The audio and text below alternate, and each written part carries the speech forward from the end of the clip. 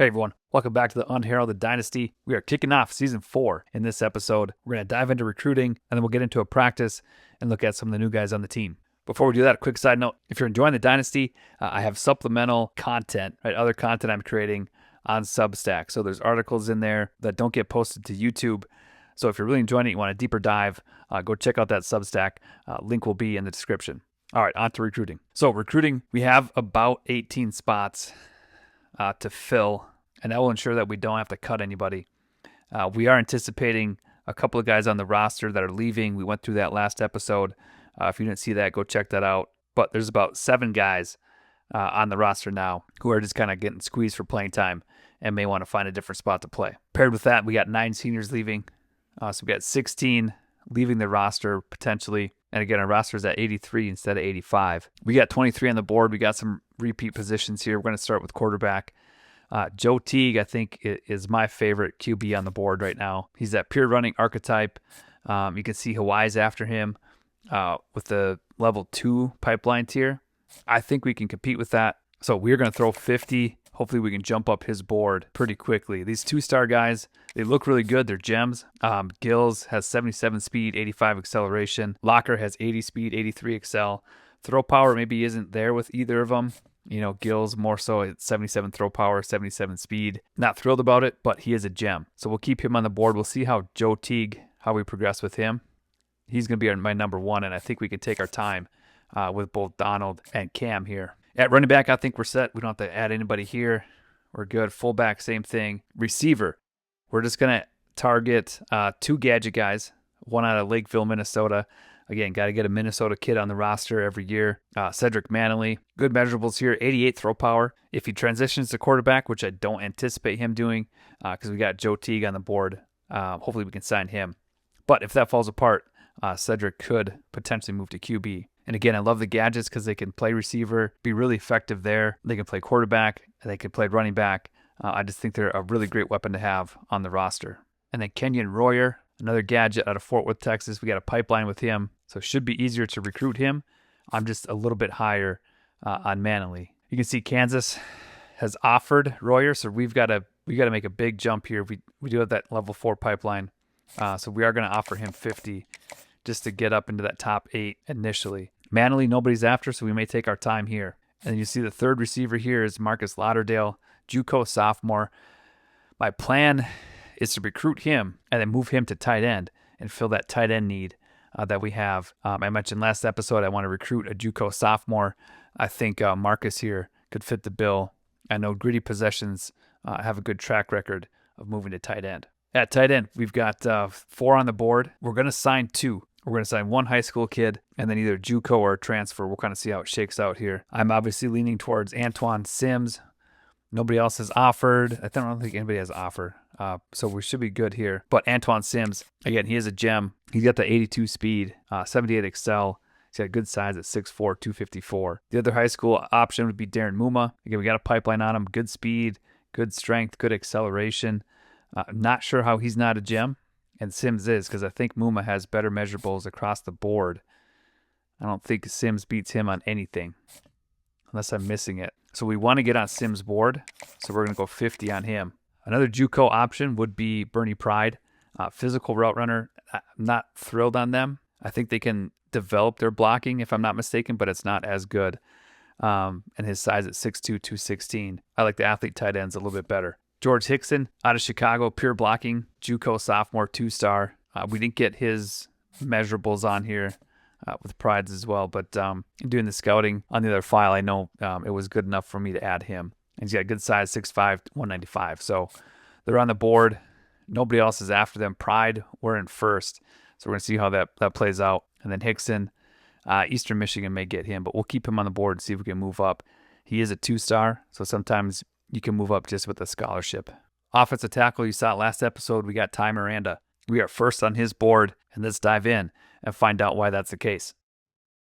Tye Miranda is a 6'4", 314-pound left tackle out of Katy, Texas, a 5-star prospect, ranked inside the national top 10 at his position. On paper, he belongs at USC, Texas, LSU, Oklahoma, or Texas A&M. But Tye Miranda has the Roadrunners at number 1. Here's why. Tye grew up watching the game from the outside, not as a prospect, as a fan. His older brother Marcus played college ball at a mid-major, bounced around for 2 seasons, and came home without a degree, without a platform, without a plan. Marcus was always the talented one. 5 years later, Tye watched his brother working 60-hour weeks, largely invisible to the world that once celebrated him. That shaped everything. What Tye carried into recruiting wasn't a fully formed philosophy. He's 18, not a brand strategist. What he carried was a feeling that football needed to lead somewhere real, that he didn't want to end up like Marcus, that he wanted his life to mean something beyond the field. He didn't have the language for it yet. He just knew the fear. USC, Texas, LSU, and Oklahoma all came through Katy with polished presentations, highlights, facilities, draft history, championship windows. They told Tye how many people would see him on Saturdays. They told him about the market size and the television windows and the name recognition. They told him his brand would be massive. None of them asked what he wanted his brand to mean. When Coach O'Connell came to Katy, he didn't open with a championship trophy or a depth chart. He opened with a question. When you say you want to build a brand, what does that mean to you? Tye talked about followers, about exposure, about being known. It was an honest answer from a kid who had absorbed the conventional wisdom of the recruiting world and had no reason yet to question it. O'Connell listened without interrupting. Then he said, "Here's what I've learned about brand. The programs recruiting you right now are going to make you visible. That part's real. But visible isn't the same as meaningful. A brand isn't how many people know your name. It's what they believe about you when they hear it. So let me ask you a different question. What do you want people to believe about Tye Miranda?" Something shifted. Tye talked about Marcus, about the kids in Katy who don't have anyone showing them a path, about wanting his life to mean something beyond the field. O'Connell nodded. "That's your brand, not the jersey, not the highlight reel. That, what you just described, is what companies who share those values will pay for. And those are the only companies worth being attached to. Because 20 years from now, the energy drink deal is gone. But the reputation you built by being exactly who you are, that compounds." He then walked Tye through the Marcus Gutierrez Proof Fund, an NIL structure built explicitly around academic accountability, community service, and mentorship, not as a recruitment incentive, but as a proof of concept. This is what values-aligned NIL actually looks like, not a check in exchange for a logo, a partnership in exchange for character. Tye had never heard anyone in the recruiting process talk about NIL that way, not once. Tye's deal breaker is brand exposure. UTSA currently sits at B+, other schools are higher. The gap is real.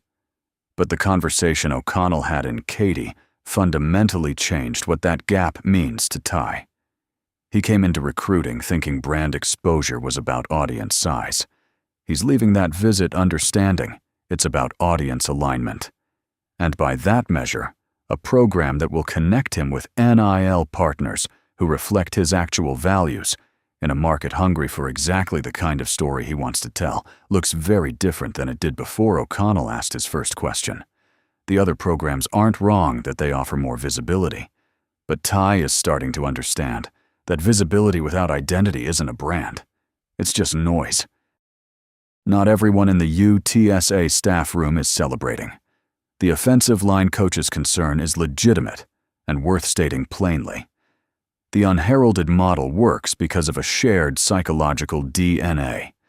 Players who carry a chip who need to validate their path. Miranda doesn't have that chip. He made a choice.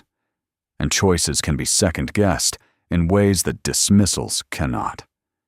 When camp gets hard in August, when the Alamodome is half empty for a Tuesday night game, Will a kid who turned down USC and Texas and LSU feel the weight of that road not taken? O'Connell's counter reframes the question entirely.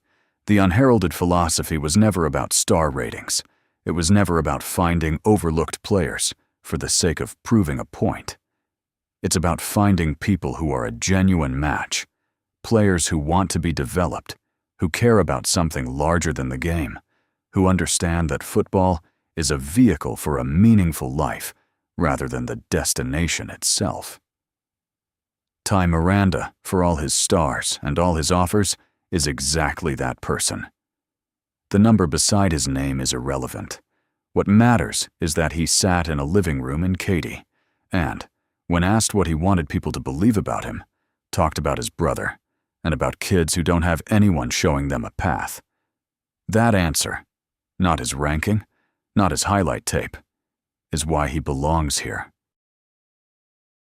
So Tye Miranda really likes what Coach O'Connell's doing here, loves the staff. He's got other offers from really big schools, USC, Texas A&M, Baylor, OSU, TCU, LSU, Texas, Oklahoma. So not really an unheralded guy, but somebody who really likes what we're doing and really buys into the philosophy. So we're going to keep him on our board, and we're going to get him 50. Offensive guard. Again, offensive line-wise, we're just going to go after the athlete centers, unless there's a 5-star left tackle who's really interested in us. So we've got Theo Radley. Again, he's got quick step, quick drop. He's got the speed and the agility. Accelerations at 83. We can't see speed. Agility is at 65. Impact block at 74. So just kind of average numbers here for athlete center. And we look at Andre Colombayi here, 87 impact block. I'm guessing that is the gem indicator if I were to take an educated guess. But 79 acceleration, 68 agility. Run block is up at 70. Pass block finesse at 70. So really good numbers here. All these guys have pipelines too. So really excited about that. Should be easier to get. And then Ciante Lacombo. I like the thing I like the most here is that he's got OL rally. But 83 acceleration, 66 agility, impact block at 73. So again, we're trying to get the most athletic guys at every position that fit what we want to do. At the end, power rushers, obviously they come in or have the potential to come in as athletes. So going to be the most athletic at right edge, I believe. Speed rushers will be up there as well. But we just need one right edge. And Phil Pryor here fits that bill. A gem out of Santa Ana, California.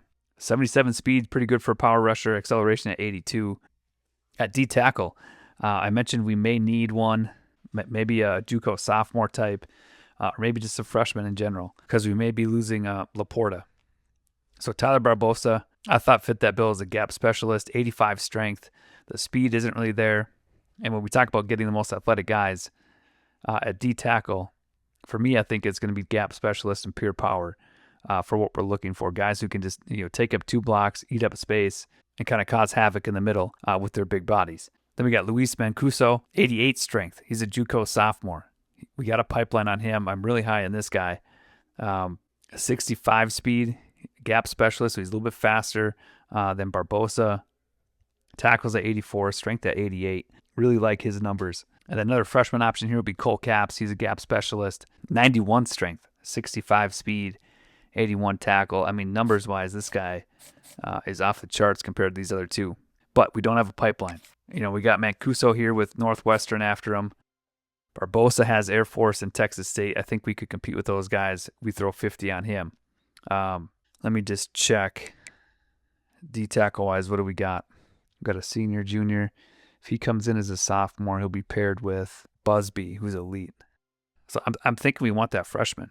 Not Barbosa. I mean, we're behind Mancuso, Capps. I think he's the best fit D tackle-wise. We're going to throw 50 on him, jump up his board, and then Mancuso and Barbosa we'll leave on. We'll kind of see how things shake out here early on. Then we've got our 5-star bust, Derek Nailor.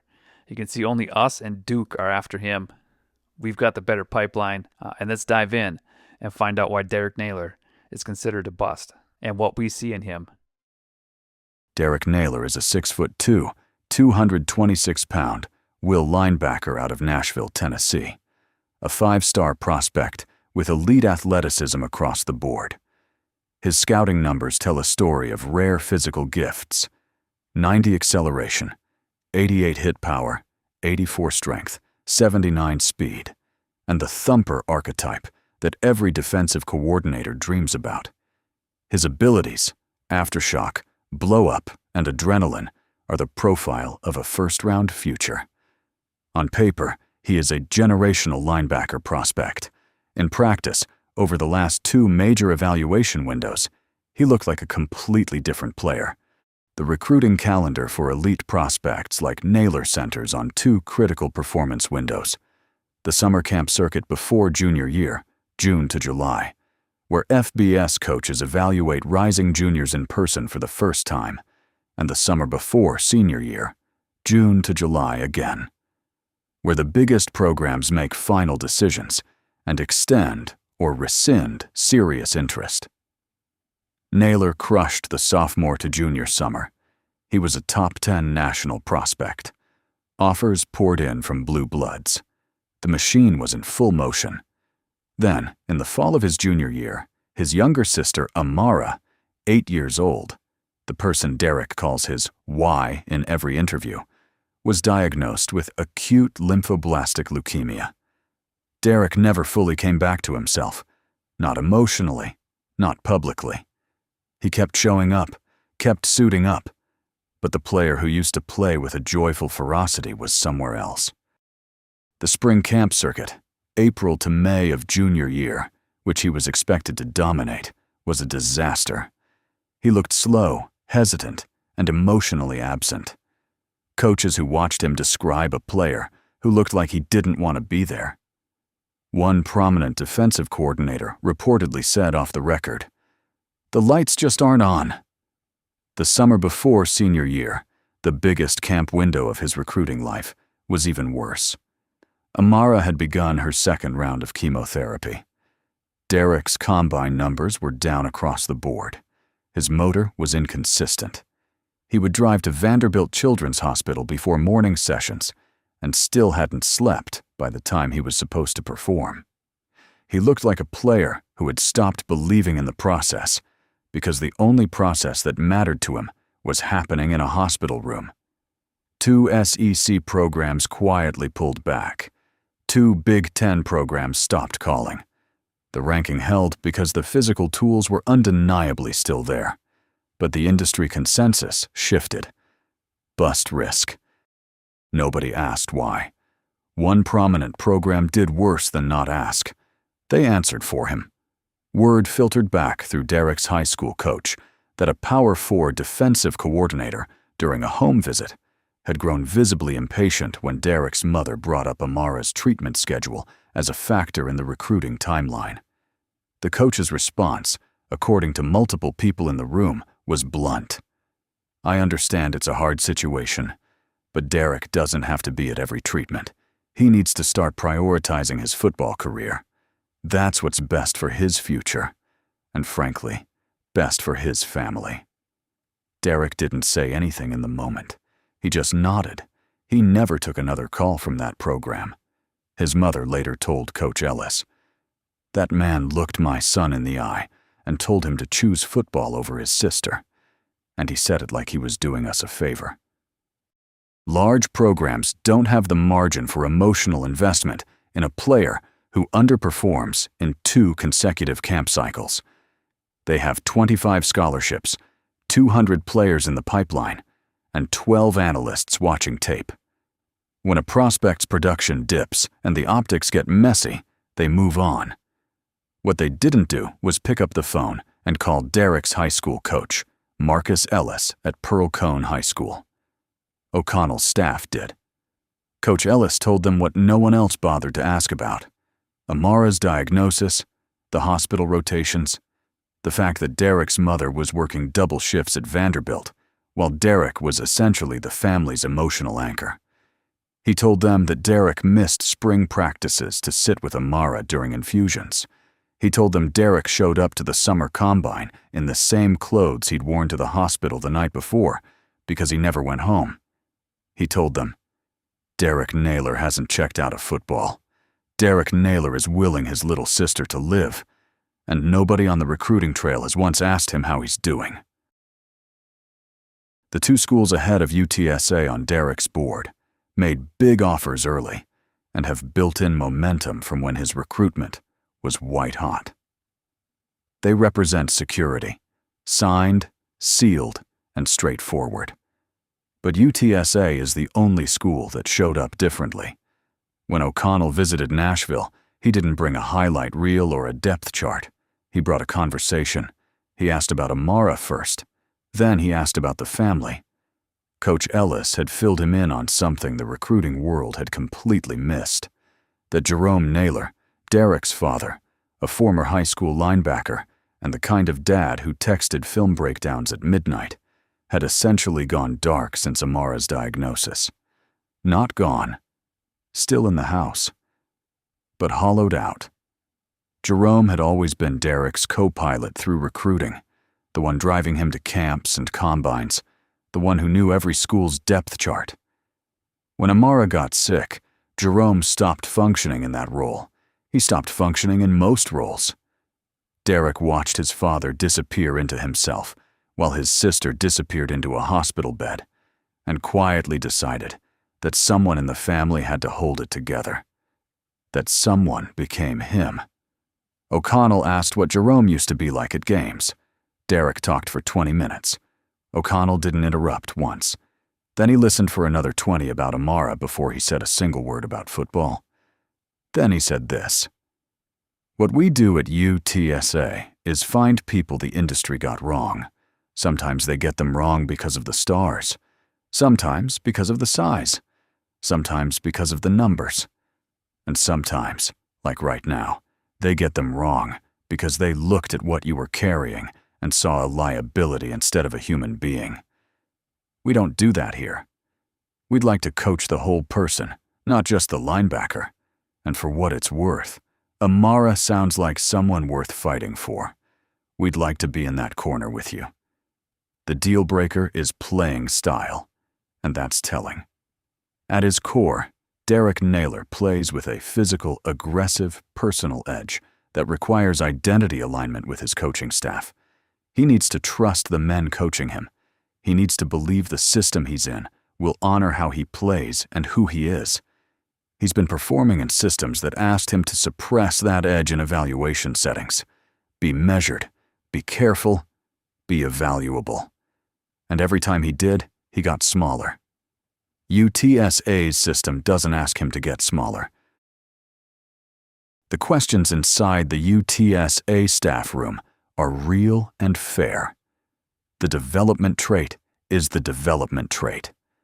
A bus designation means the coaching staff is taking on significantly more development work for potentially less return than a 3-star with a star or elite trait. At this program, development is the product, but it runs on realistic expectations. Is a 5-star bust a higher ceiling with more volatility, or a hard ceiling with deceptive packaging? And there's the culture question again, the same one Miranda raises from the opposite direction. Miranda is a 5-star who chooses the unheralded path. Nailor is a 5-star the world has partially given up on. Do they fit in the same locker room with 2-stars and JUCOs who earned their spots through a completely different kind of struggle? O'Connell's argument: the unheralded philosophy has never been about star ratings. It's been about what the industry missed. We missed it on Moses Economos because of resume length. We might miss it on Derek Nailor because of a grief response that looked like decline. Both are wrong. Both are ours to get right. Okay, so Derek Nailor, maybe not a bust after all. So we're going to offer Derek 50. And our slogan is kind of 3-star, 2-star, 1-star JUCO guys. But I think adding a bust like this is just a really cool story, great opportunity that I just couldn't pass up. At Mike, we found a 1-star, or our scouting coordinator, Al Waysby Cruton, found him, Robbie Kiernan, out of Cypress, Texas. Level 5 pipeline, a gem middle linebacker. Numbers aren't sensational, but as a 1-star, that's what you get. But this is a guy who could start as a redshirt junior or redshirt senior and could just really be a glue guy on our team. So he's got no offers. We're going to kind of let him marinate here. We'll see what else we've got to do. At corner, we've got George Zacombo, bump and run. I tend to like to play more zone, I mean, I'd love to do some match coverage stuff, but I like to go zone. We can see Matt Keenan here. Virginia Tech has offered him a level 2 pipeline. We don't have a pipeline, so we may have to throw points on him. And then Enrique Huntley, a 4-star bust zone coverage out of Houston, Texas. We've got a level 5 pipeline. You can see LSU up there. 2 reasons why I love having Enrique on the board. 1, he's a bust, so we're going to dive into his story and figure out why he's a bust. And then number 2, we get to compete with LSU for a 4-star kid. So Enrique, really intriguing prospect for us. Let's dive in and find out why Enrique is considered a bust. Enrique Huntley is a 4-star cornerback out of Houston, Texas. 6 foot, 186 pounds. 92 acceleration. 90 change of direction. 90 agility. On film, when he's locked in, he looks like a first-round corner. The industry gave him a bust designation anyway. And UTSA is sitting second on his board. Here's the story behind that. It started with the Milby game. Westbury versus Milby is the rivalry that matters in that part of Houston. Late in the 4th quarter, with the game on the line, Enrique gave up a touchdown. Milby won 17-14. It happens. It's football. But for a 4-star prospect with an audience watching his every move, it became an event. He tried to stay off social media. His parents told him to. His coaches told him to. He knew it wasn't healthy. Then a classmate showed him the messages, and once he saw the first one, he couldn't stop. They were hateful, deeply personal, the kind of thing no 17-year-old should have to absorb about himself. He went into the next game carrying all of it. In the 3rd quarter, his body responded the way bodies respond to accumulated stress with nowhere to go. Racing heart, chest tightening, breathing gone shallow. He experienced a panic attack on the sideline. He told Coach Webb he needed a moment. Then he told him the truth about everything. Coach Webb connected him with a licensed counselor and a sports psychologist. Enrique took 2 weeks away from football, in season, and did the work. Real work. Professional support. When he came back, he played better football than he had going into the Milby game. The sports psychologist later told Coach Webb, Enrique didn't break under pressure. He recognized pressure for what it was and asked for help. That's not a red flag. That's emotional intelligence most adults never develop. His head coach saw it differently. He called Enrique into his office and said, every big-time player gets pressure. You don't get to tap out because things get hard. You think recruiters want a kid who checks out when it gets tough? 2 weeks of professional mental health support, framed as tapping out. Enrique didn't argue. He sat there, heard every word, and made a note of exactly what kind of environment he was standing in, and what kind he was going to spend the rest of his recruitment trying to find. When UTSA called Coach Webb, he told them everything. Then he said, Enrique didn't check out. He checked in. He came back and played better football, and his own head coach tried to use it against him. O'Connell flew to Houston. He sat down with Enrique and his family, including his grandmother Rosa, who has been a steady presence in his life since he was a kid. And he said something no other program had said. What you did took courage. You listened to what your body and your mind were telling you. That is not weakness. That is the kind of self-knowledge we spend years trying to build in players. You already have it at 17. Rosa looked at O'Connell and said, You cannot pour from an empty cup. He wrote it down. Enrique wants to stay close to Houston. His younger brothers Marcus and Devontae are growing up, and he wants to be the older brother who shows up, not occasionally, but consistently. San Antonio is 3 hours away. That's not a limitation. That's a plan. The bust label says his ceiling is lower than his stars suggest. What it can't measure is a player who managed a panic attack, sought professional help, absorbed his own coach's criticism without losing himself, and came back stronger. His mental tag is clear-headed. It's the most accurate thing on his scouting card. Under pressure, he regulates. He manages his self-talk. He responds instead of reacts. The game gave him that label. His story is why it fits. All right, again, so Enrique, considered a bust by many programs. Obviously, you can see how these programs here have a scholarship on him. That was maybe early on. We'll see if that continues. So cornerback-wise, I'm going to throw 50 into Huntley and 50 into Keenan. I don't know if that's going to be enough for us to even jump onto the board before Virginia Tech gets into this top 8. But we're going to keep him at 50. Lacombo we'll kind of let sit. We'll see how this plays out. You can see LSU is up top again there. But we've got a level 3 pipeline here. And then numbers-wise, Lacombo has good numbers. We look at Keenan here, 94 speed, 89 acceleration, change of direction, 86. Lacombo has better numbers. I just think coverage-wise, I'd like to go with a zone. So if we can get Keenan, we're going to see if we can climb up his board. And then Lacombo will kind of be a backup. And then Huntley, we're going to battle for. We definitely like what he brings to the table. And we've done our research to know what kind of player he is, what kind of person he is, and he fits what we're doing. Free safety, nothing. Strong safety, nothing. Kicker, punter. So that's it. Those are athletes. So we got 200 points left. Going position-wise, I'll probably throw 50 into Manley here. Again, just to have an option between these two. I may sign both of them, to be honest. And then one of them can maybe move to running back later on in their career. And then Lauderdale, I think he's the most intriguing for me for a tight end position. He's 6'5", 185, not far behind. Pride here is 6'4", 254, or Sims is 6'4", 254, and Pride is 6'2". He's not the one I was after.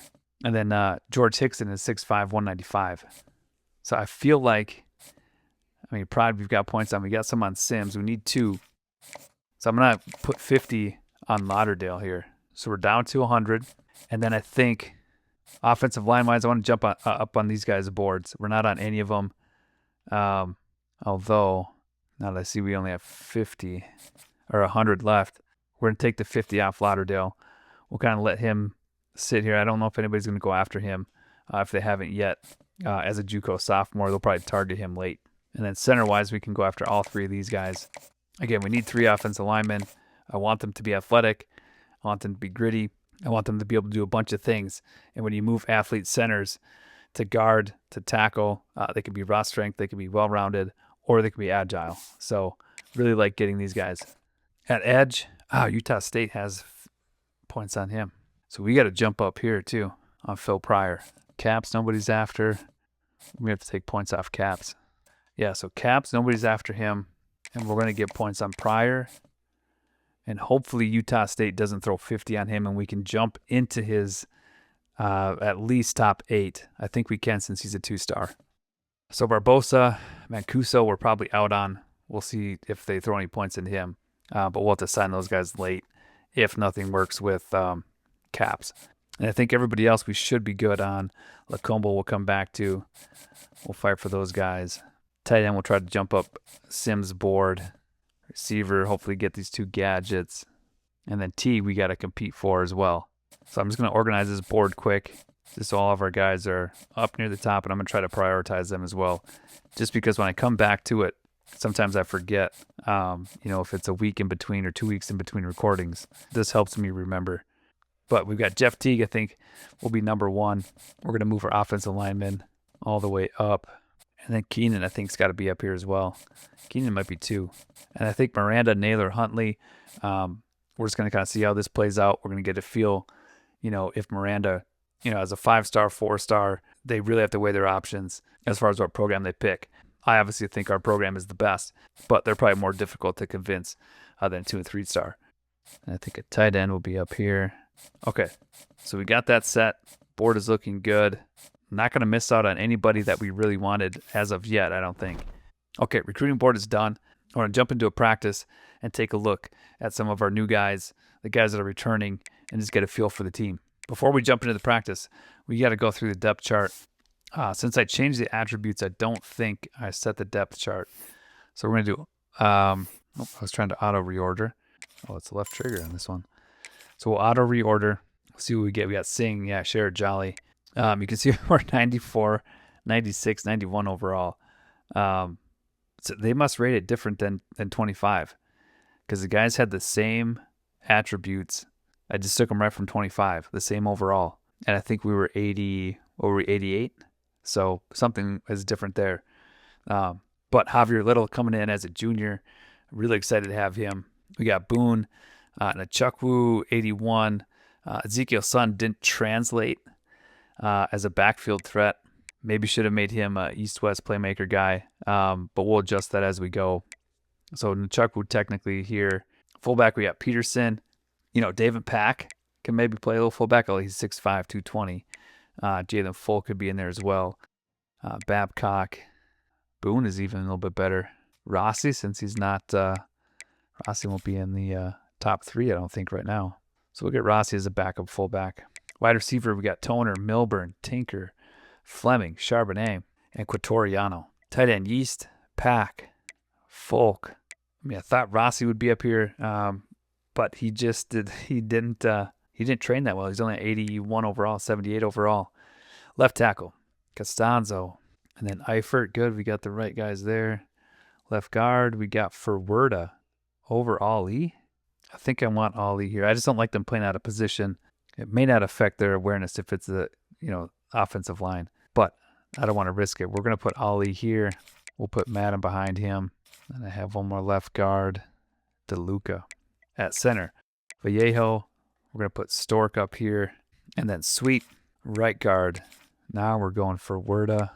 Oh, geez. Colombo's 92. And then Wake. So he's 91, though. We're going to start with this, just so they stay in position. Right tackle, we're set. Lutra's flat and duck. Left edge, we got Halassi. Oh, but he's technically a right edge. Yeah, so we'll switch Halassi here and Magnifico. Tap here. D tackle, we got Cookus and Bavaro there. I like having Cookus be our number 1. Just he's a gap specialist. I prefer them in there for the most part, and the Bavaro can fill in when we go 4 down front, which we mostly do. And then could be our pass rusher as well. And then Small and Laporta are up there. At Sam, we got Jasmine. Let's get... Oh, it would be Bowenko. Okay. So Young gets a back up there. Got Ware, Shermer, Redmond. Got Grimm, Young, and then Redmond. I like that. At corner, we got Trueblood. Okay, this is where we need Apple out. Okay, so he's out.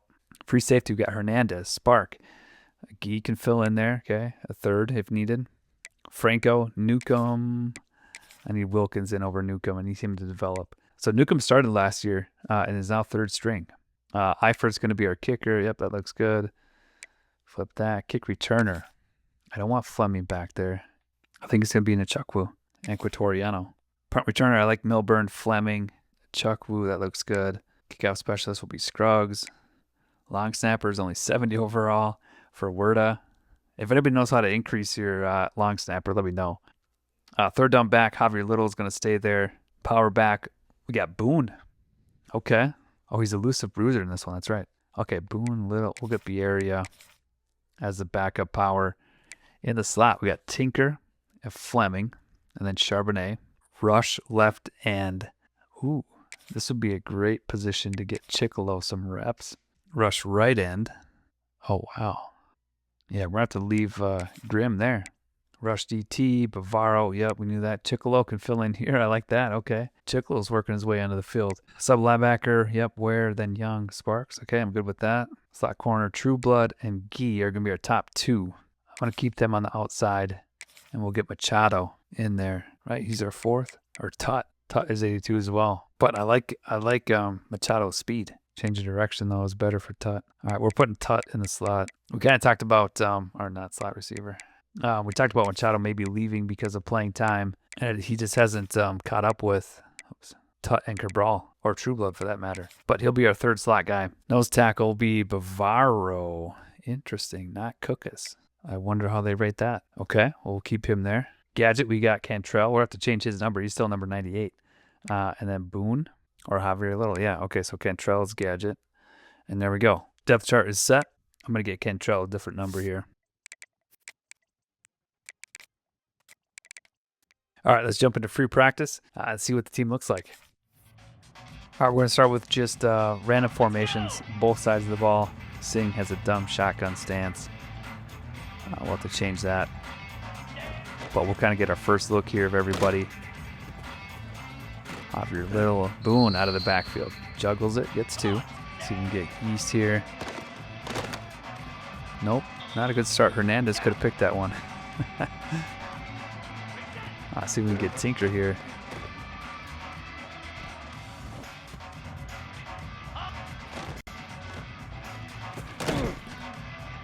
Let's see, our whole offensive line, I think, has stars, if I'm not mistaken, except Ali.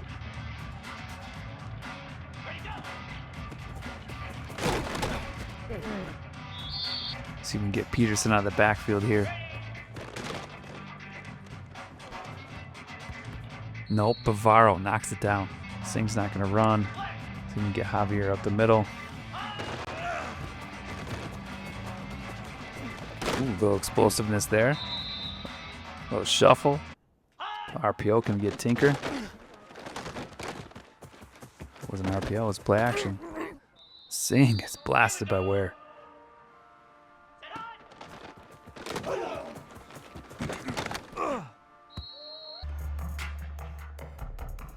See if we can get Yeast in the flat. Boom. Yep.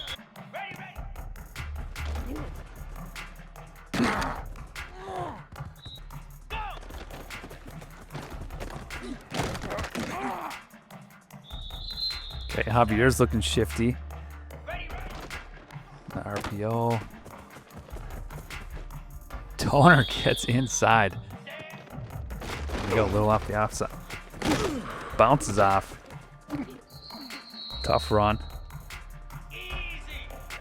So we can get him outside. No, nobody blocks Ware. Pounds him.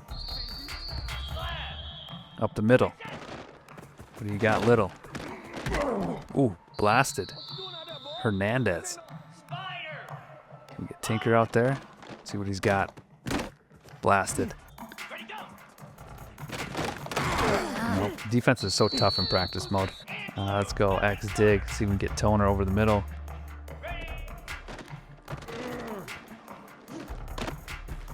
Create some space. Good throw. Tinker out. Nope. Cabral playing it tough.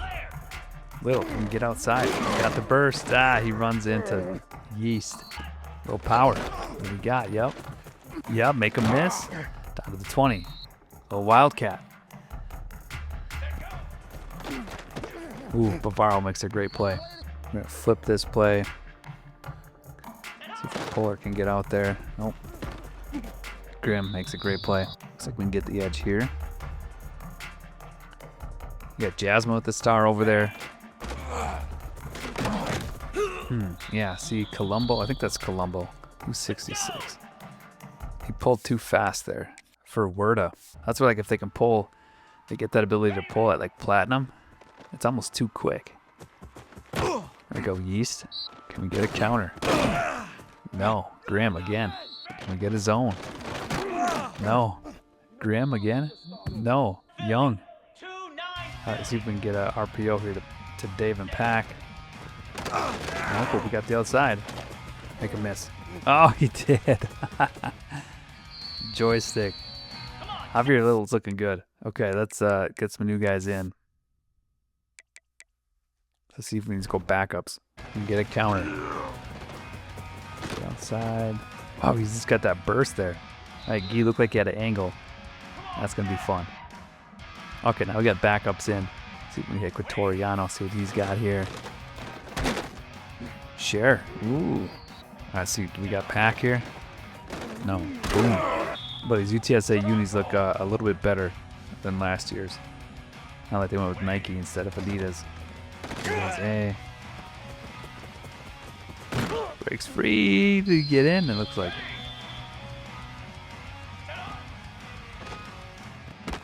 Get the block. Not enough. You get outside. Boom. Make somebody miss. Share with the design run. Bavaro. Slim moves.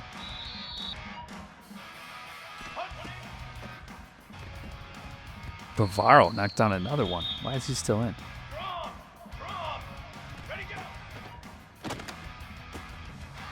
No, Ware read that one.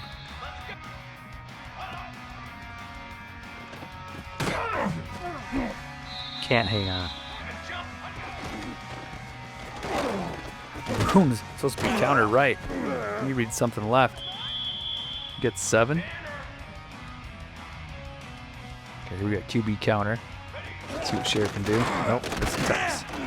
A read option with Cher. He's got it. Get a good block. Finds a gap. Gets 11. Charbonnet, what do you got? Good ball. Catch and run. Halassi gets out there. Oh, I thought we could get there. Good play by Ware. Stork working in the middle.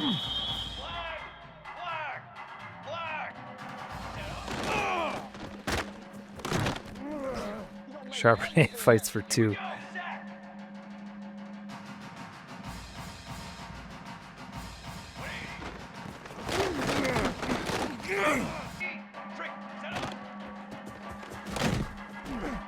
Oh.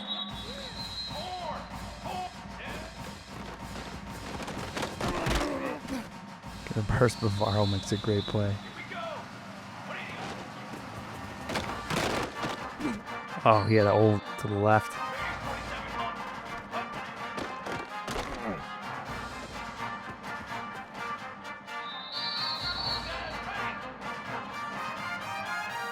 Okay, a little wildcat power. Chaku gets cut down. See if we can get Folk a catch here. Goes down, gets it, gets 4.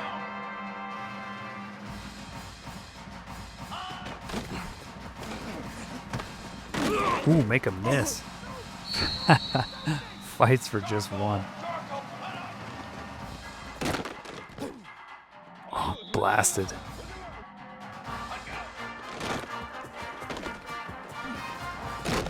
There we go. Yeah. Get Fleming out there.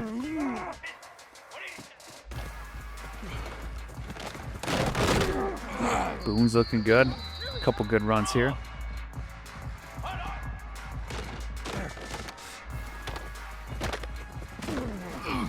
Toriano hangs on. Good catch. Good ball by Cher. That's what I'm saying. Cher might be sneaky good at passing here. A hot pack gets behind Grimm. Good ball. Got play action. Let's see if we can hit. Safety stay. There it is. On the run. Toriano hangs on again. Power. What do we got? Oh, I thought he could get off him. Zone, read it. Oh, blasted. Where? We get Charbonnet down the sideline. Nope.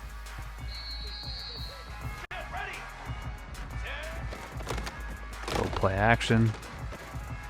Over the middle. Fleming houses it. Outside zone. Boone, what do you got? No, that wasn't it. Grimm plays it well. Another stretch. What do we got? No, Grimm up. Yep, outruns him. Wow. There he goes. Down to the 2. Can Boone work it up the middle? No, Grimm says no. Charbonnet, can we hit you? Maybe Folk? Nope.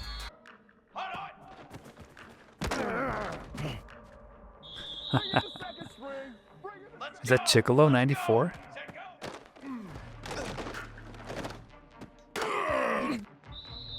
Oh, just that dumb animation.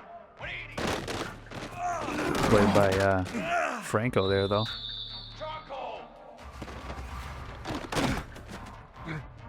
Ooh, tap. Good play. All right, let's see if we can get some of our younger guys in. Let's get Amerson in, see what he can do. We have to get Trail in as well. Boone, we're going with Bieria. And then Stoddard will get in. Heron, we'll see what he got. Lester, Cantrell. We'll get Gizzy and Ringo in. Let's get Rossi in. He didn't get any reps. Yeast, I think that's it, right? Yeah. Maybe Babcock. Eifert, let's get Maurice in. Left guard, let's get Newson. Center, we'll keep Stork. We'll get Wake in. We'll see what, actually, let's keep flat in. I want to see. Chicolo's at left. It doesn't matter because I'm not running defense.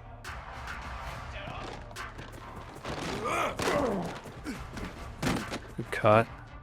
But Boone is looking shifty. All right, here we got Amerson. See what he can do.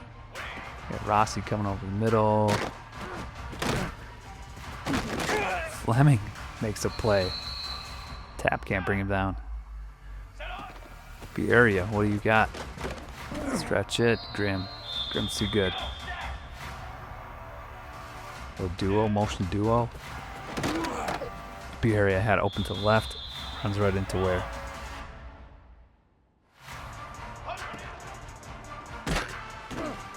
Ooh, who played that? Halassi.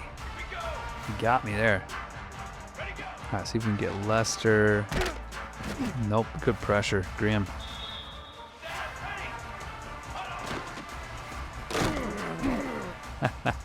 Young making an appearance again. Here we got Buck sweep. Let's see if we can. Yep, Ware gets hit enough. Boone, why is Boone in? Oh, third down back maybe.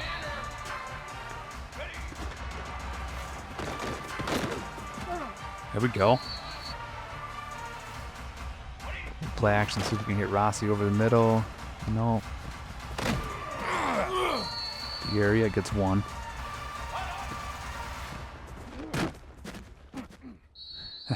Try to spin move with him. He does not have a spin move.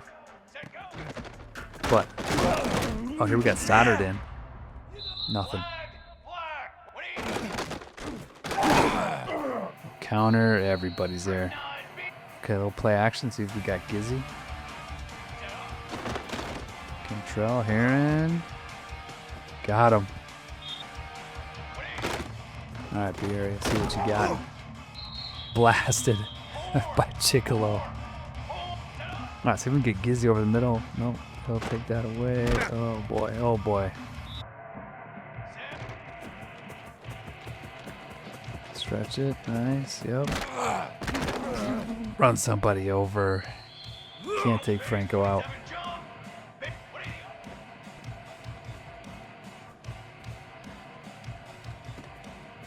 Nothing deep, dump it down. Rossi's there.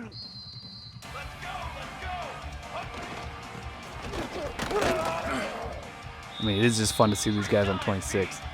Jerseys are better.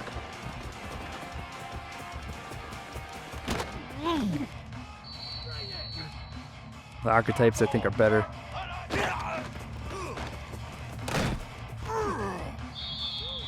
Falls forward at least. All right, play action. See if we can get Heron here. Yep, runs right by Cabral. Good. Read option. See if we can get Amerson running.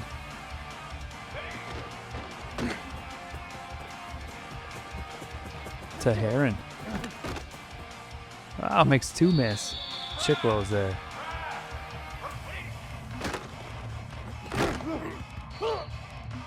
Oh, broken up. Gee. Good play. Good hole. The whole line is working. Young guys.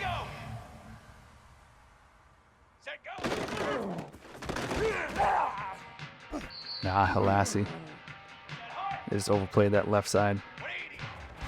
Let's see what Gizzy's got. Oh yeah, we're going man. Bavaro, too fast. See if we can get Heron here. Maybe Lester. Nope. Haven't seen a pick yet though. That's concerning. Good play, Franco. Excited to see how Franco does this year. Yeah, I think he's a redshirt freshman, so star dev. There you go, B area.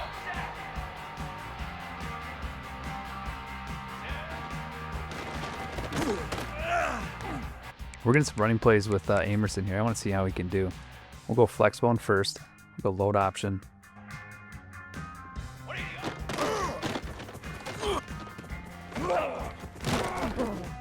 Got him.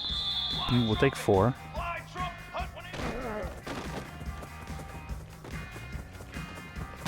Yeah. Can you get 4 again? 5, 6, 7, 8, 9.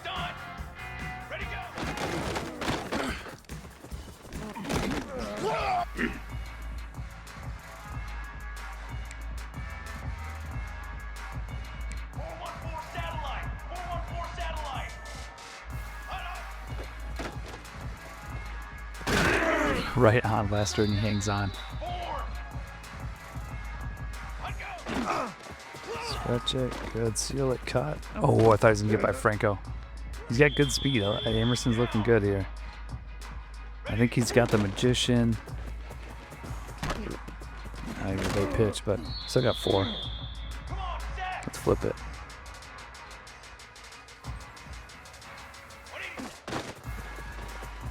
Yeah. Grim bad angle. We get 6.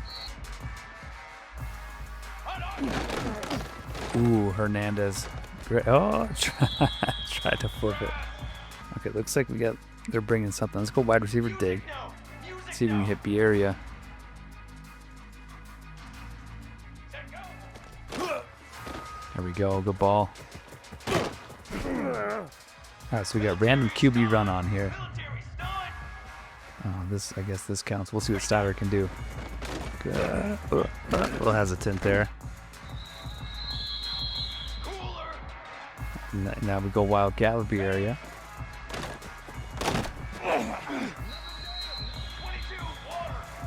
Here we got G down.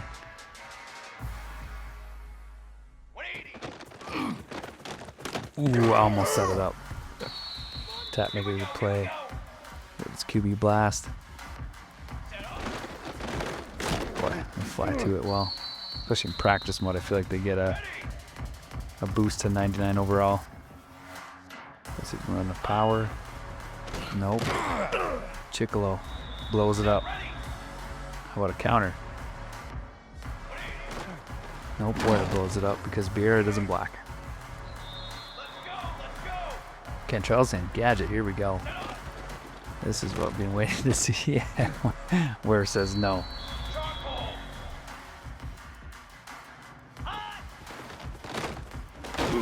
Ooh. Cuts back, runs into his blocker, gets 9. All right, Cantrell, let's see if we can read it here. Yep, there. Oh. Got picking his way through, not bad.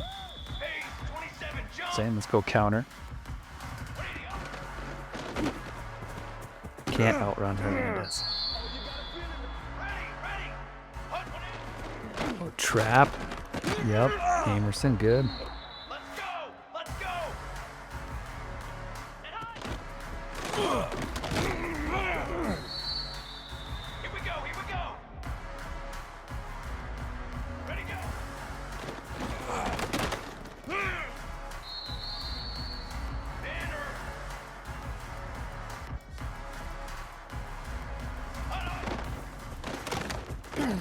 Yeah, kind of set up the block for Bierria. Bierria picked it up. Blasted. Tap.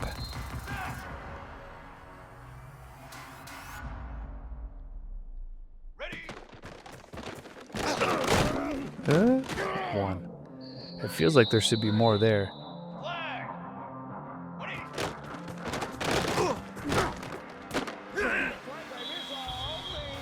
I definitely think there's lanes there.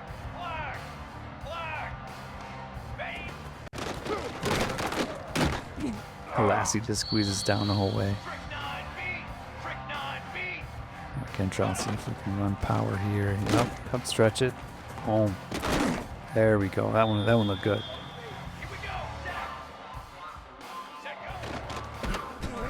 Cookus says nope.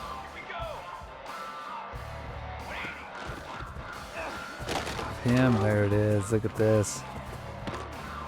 Tries to jump his way in.